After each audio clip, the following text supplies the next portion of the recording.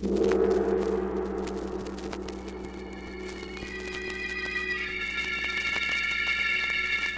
Sealed Book.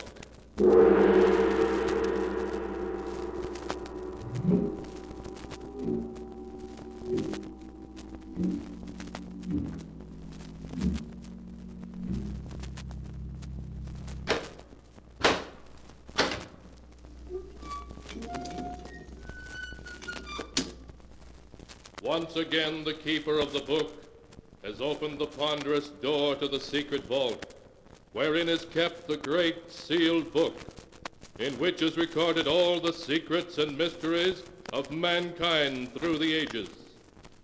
Here are tales of every kind, tales of murder, of madness, of dark deeds, strange and terrible beyond all belief. Keeper of the book, I would know what tale we tell this time. Open the great book and let us read.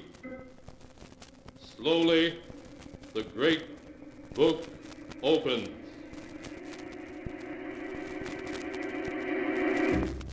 One by one, the keeper of the book turns the pages and stops. Ah, the strange story of two scoundrels who would stop at nothing for money. A tale called The Ghost Makers.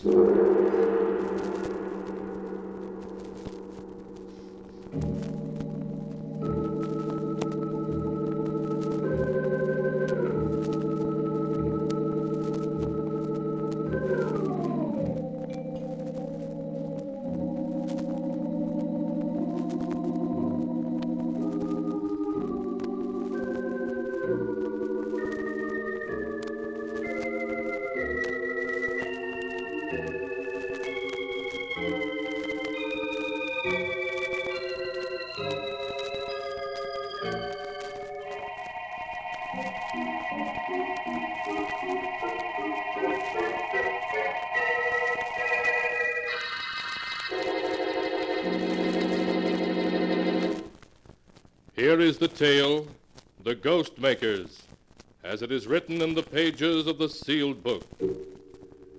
It is an autumn afternoon in the ancient New England village of Wilton. In an old stone house a mile from the town, Agatha Wainwright is serving tea to her nephew Ned, and a little man Ned has introduced as Professor Piedmont, a friend who has come to spend a few weeks with them while he works on a book to be called Old Graveyards of New England. So this is your graveyard, friend Ned. He looks like a man who'd be happy staring at tombstones. They make a fascinating study, Miss Wainwright. Well, I'll take your word for it, Professor Piedmont. Myself, I'd rather read about them in a book. The professor not only writes books, Auntie, but he's also an expert on psychic phenomena. Psychic phenomena, eh? Oh, you mean ghosts. Foolish fiddle-faddle, dreamed up by silly people without the brains to know better. Ah, but Miss Wainwright, I assure you, you are wrong. Oh, nonsense. When a person's dead, he's dead. And I see anything I'm willing to call a ghost, I'll know I'm crazy, and I'll admit it. Why, Auntie, this very house is supposed to be haunted. You know that. Oh, rubbish. This is a perfectly normal house. I've lived here a month, and I haven't heard so much as a board squeak. Ah, but Miss Wainwright, that may be only because you're new to the house and not yet sensitized. It takes time to become aware of occult influences. Oh, stuff and nonsense.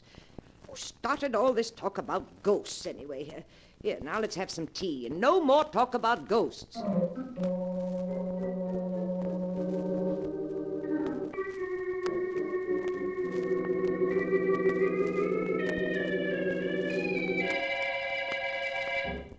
Well, Ned, now that we're alone, suppose you tell me a little more than you put in your letter.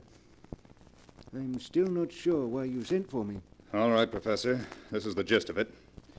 3 months ago, Aunt Agatha's brother died, leaving her an estate of $400,000. And I'm Auntie's only living relative. I see. Yes, light begins to dawn. No, wait. My uncle arranged his will so that Aunt Agatha gets only the interest, about $20,000 a year, and this house to live in. On her death, the entire estate goes to charity. I'm cut off without a penny. I see your uncle didn't like you, Ned. A shrewd man.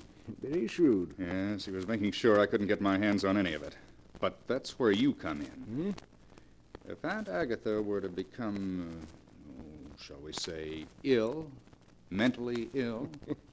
So that she was incompetent to administer the estate, you mean? Exactly. If Aunt Agatha were to lose her mind through shock or fright, who but me, her only relative, would be the logical one to administer the estate for her? You would, then. Then you'd have the whole income for as long as she lived. Yes, and part of the principle, too. I know ways to manage it. But I've got to get my hands on some of it before the end of the year, or I'm sunk. I owe a little money, about $25,000. If I don't get it quickly, well, the people I owe it to are rather short-tempered. I understand. Yes, Ned, I remember when I knew you in Chicago. You liked to gamble, didn't you? But that's your affair. Personally, I prefer to stick to my own profession, creating ghosts. Yes, I've heard of some of your jobs, Professor, and some of the ghosts you've created to order. Yes, I pride myself on having a unique occupation, Ned. I believe I'm the only ghost maker there is. And the ghosts I've created have been effective, too. So I understand. Now, what I want you to do is this. I want Auntie frightened to the point where she... Yes, I understand. Well, Ned, it's going to be difficult. She's a tough-minded woman, hard to scare, hard to drive insane. It's got to be done. I've got to get my hands on the estate. If you succeed, Professor, there's $5,000 in it for you. All right, Ned. I'll try. It won't be easy, but she may crack suddenly when the time comes. That type does, you know. Good. That's settled then. You brought everything you're apt to need? All my apparatus and gadgets are in my trunk. They'll be here tomorrow. I'm not altogether sure I like this job, Ned. I hope you're not going to turn moral on me, Professor. No. There's something about this place that disturbs me, though. You know, I am psychic at times. Not altogether a faker. Next, you'll be scaring yourself with your own stories. As we were driving past that old cemetery this afternoon, I suddenly felt a premonition and a chill. The kind of chill you're supposed to feel when you go near the place you'll someday be buried. Oh, it was just the wind. We'll have to get you some red flannels. Here. Here's something that'll give you your courage back. Drink it down. Yeah, that does me good. Of all the different kinds of spirits, I prefer those in bottles. I thought you'd like it. Now let's go downstairs again. We won't talk about ghosts anymore tonight. But tomorrow night, who knows what may come knocking at Aunt Agatha's door.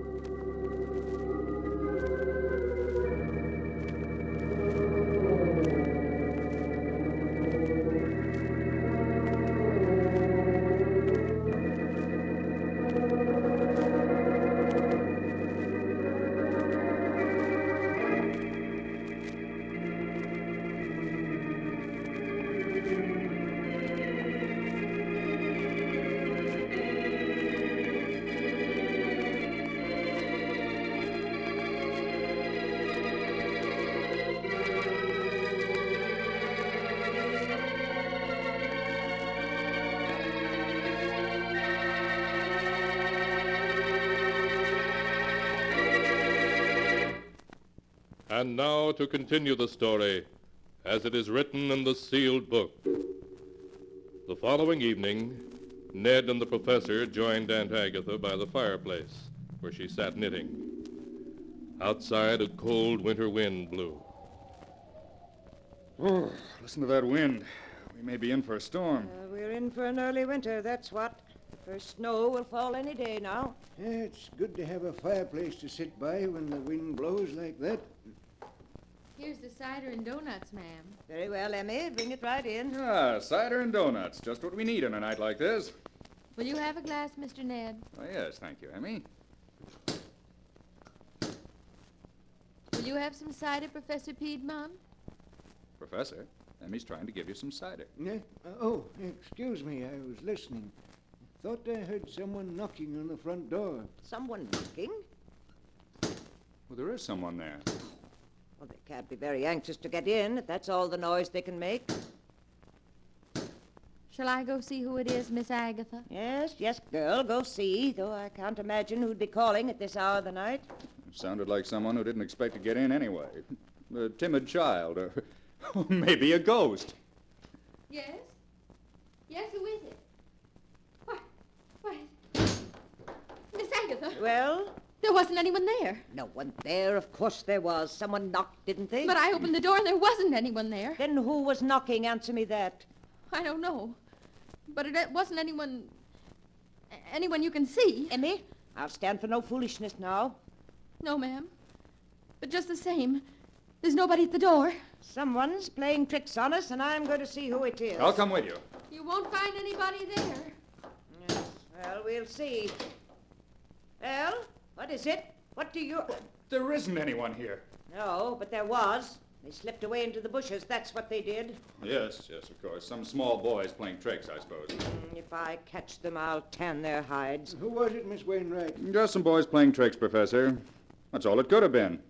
Come on, Professor. Drink your cider. What? Oh, yes, of course.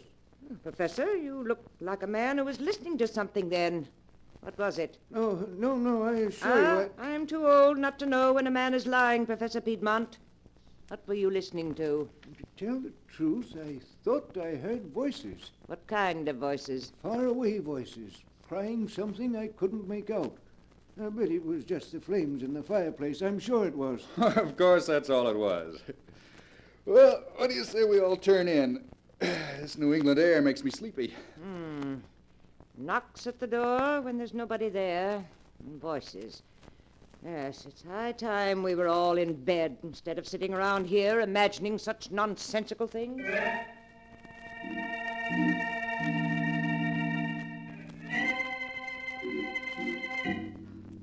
Highly pleased with their first effort in creating ghosts that didn't exist, Ned and Professor Piedmont went to bed. But before they retired, they held a brief, low-voiced conference in Ned's room. Well, Professor, that door-knocking act was all right. You did it very nicely. Yes, Ned. An ordinary lengths of black thread run through a crack in the window sash and attached to the door knocker can create a very satisfactory ghost indeed. Now tell me, what comes next on the program? Well, we can't work too fast. Tomorrow the hired girl, Emmy, will spread the story of tonight's happenings. The whole town will start talking about it. Good. And then? And tomorrow night, nothing happens. Your Aunt Emmy is reassured. But tomorrow, I'll be busy. I noticed today there's an old hollowed tree in the woods about 100 feet from the house. What about it? I'll run wires to it, hiding them under the leaves, and install a small loudspeaker in it. I'll conceal the microphone and batteries behind the drapes in the living room. I see. So 2 nights from now, we'll hear ghostly voices, eh? Exactly. They'll accompany the ghostly knocks on the door. But that won't be all. There'll be other surprises on the program. Professor, remind me to tell you sometime that you're about as unpleasant an old rascal as I've ever met.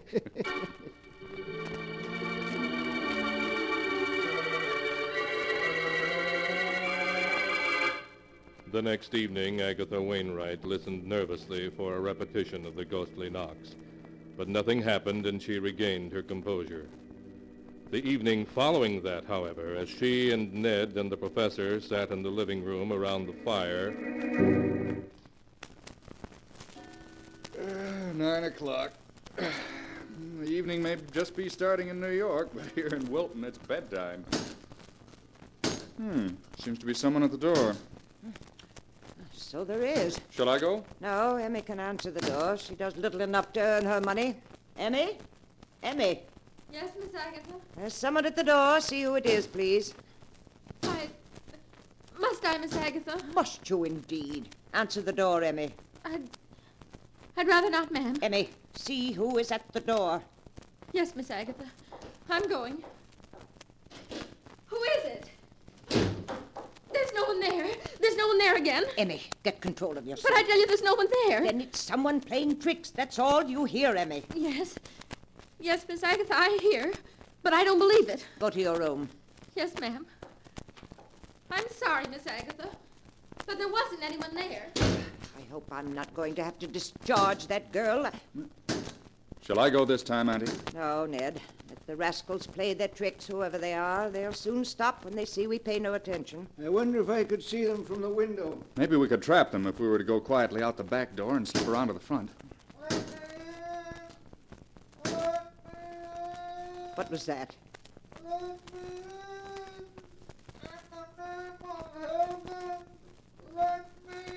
Someone calling. Really? I don't hear anyone.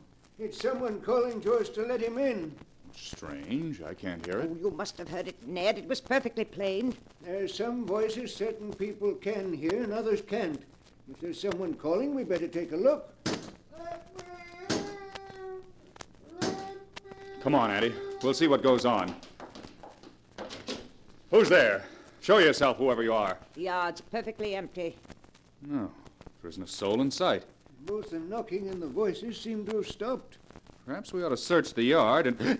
And Agatha, look. Eh? Down at the edge of the trees. Lights. 3 balls of light moving around just above the ground. Really? 3 spheres of light?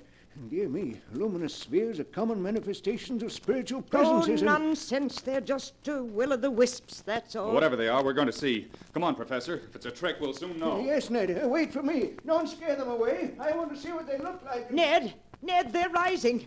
They're floating away above the trees. And Agatha. Annie, are you all right? Shall I get a doctor for you? What do I want with a doctor? I'm all right. I'm an old fool carrying on like that. Just because of some will-o'-the-wisps or whatever it was. I shan't do it again, I promise you. You need not be ashamed, Miss Wainwright. Unless I'm much mistaken, we've witnessed a psychic visitation of a kind unsurpassed in my experience. No stuff and nonsense, Professor. You may believe in spirits, but I don't.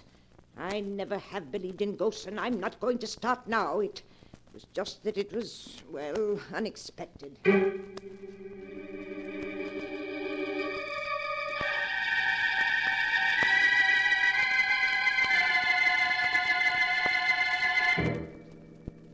In the days that followed, Ned Wainwright and Professor Piedmont found it impossible to shake Agatha Wainwright's iron nerves.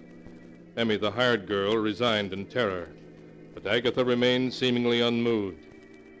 Resolutely, she ignored the ghostly knocks, voices, and footsteps that Professor Piedmont's ingenuity devised. The whole town buzzed with tales of her haunted house, but she refused to pay any attention to them. After a month had gone by, Ned was ready to admit defeat. Well, Professor, you're a washout. And Agatha hasn't turned a hair at your ghost. No, Ned, I told you it might take a long time. She's a very strong-minded woman. Believe me, anyone else would have cracked by now. Well, she hasn't, and she's not going to. I still say it may happen all at once.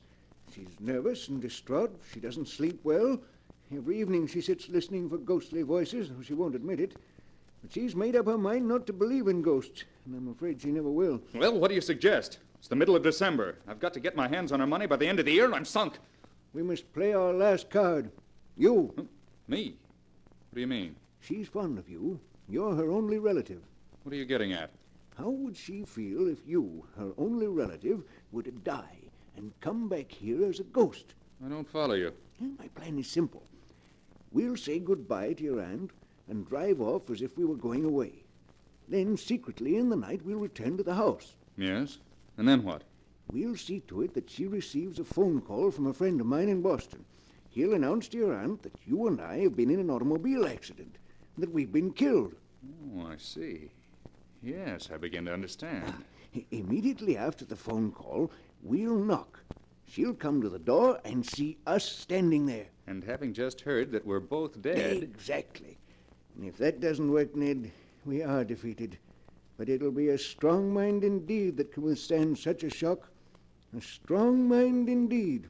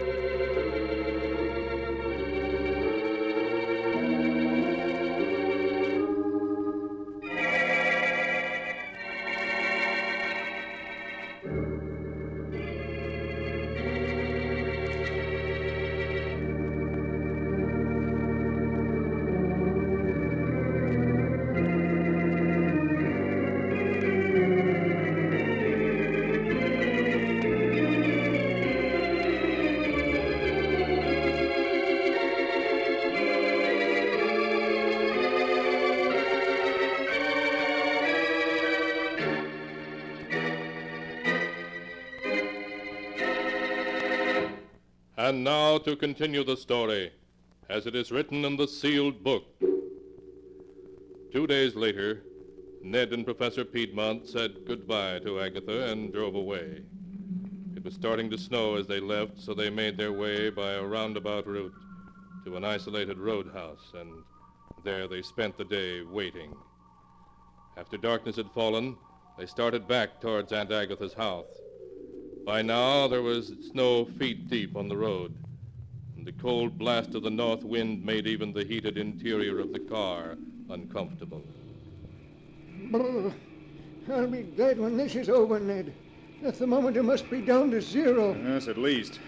Well, we're almost there. We'll drive up to within 100 yards of the house and wait in the car with the heater on. What time did you arrange to have that phone call made from Boston? At 9 o'clock exactly. We want to knock the instant after she gets it. Right. Isn't that our turn there? I think so. This snow makes it so hard to see that... Professor, look out. We're going off the road.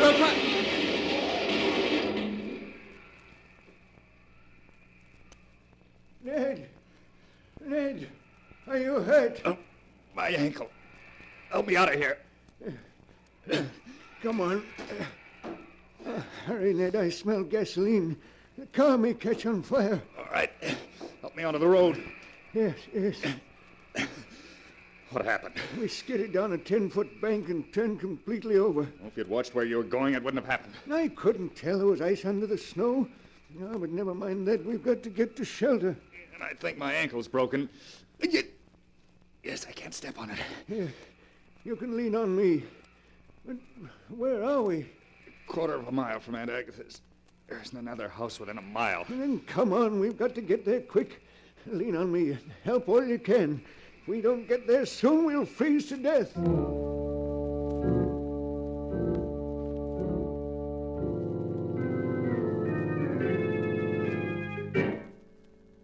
Half an hour later, numb with cold and scarcely able to struggle on, Ned and Professor Piedmont staggered up to Agatha Wainwright's house. The windows all had heavy wooden shutters over them, shutters they themselves had helped Agatha put in place to keep out anything that might come knocking at the door in the night. But through the small pane of glass in the front door, light showed as they stumbled thankfully up the steps. Thank heaven we're here. Couldn't have gone another 100 yards. Oh, nor I. I'm almost frozen. We've got to get inside. Yes. Here, help me. All right. One more step. There. Ned, the phone call from Boston. What time is it now? Time? It's 9. 9 o'clock exactly. Then knock quickly. We've got to get inside before that phone call comes.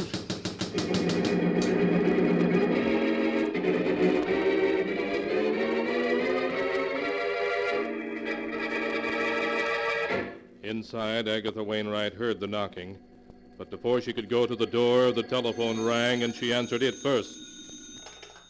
Hello? Yes, this is Wilton 317. Boston, calling long distance? Yes, I'll hold on. Just a minute. Hello? Yes, this is Miss Wainwright speaking. The Boston General Hospital. My nephew Ned. What is it? What's happened to him? Oh, dead. An automobile accident. Both of them killed? No. Oh, no. Yes, I'm all right. Thank you for letting me know. I'll come in the morning. Ned killed? Oh, no. No, he can't be. It's Ned. Let me in. Let me in. Ned's dead. He's been killed. Let me in, please, Aunt Agatha. It's Ned. Let me in. No, Ned's dead. Ned's dead. Let us in. Let us in. No, you can't be Ned. Ned was killed. He's dead. Aunt Agatha, please. It must be Ned's ghost. The professor was right. There are ghosts. It's Ned's ghost out there. Aunt Agatha, we're freezing to death out here. Please let us in. No, you can't come in. You're a ghost. You're Ned's ghost. You can't come in. I won't let a ghost in here. I won't.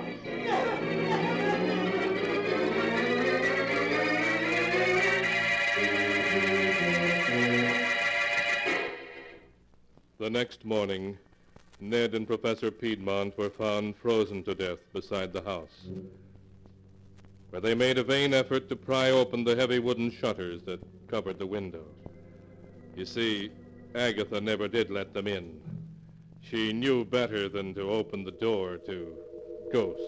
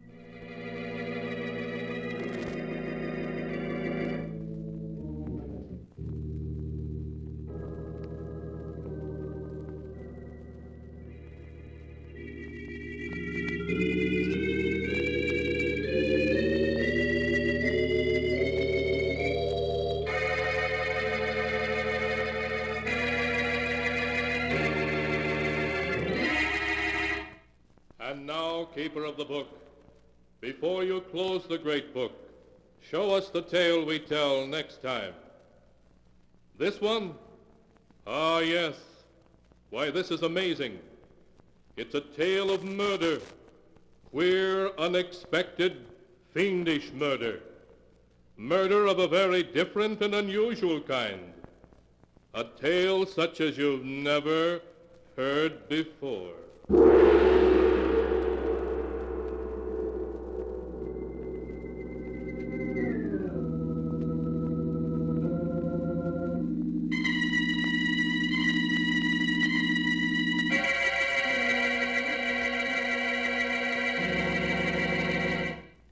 Be sure to be with us again next time, when the sound of the great gong heralds another strange and exciting tale from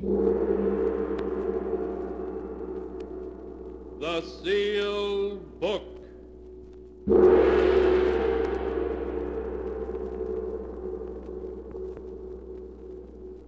The Sealed Book, written by Bob Arthur and David Cogan, is produced and directed by Jock MacGregor.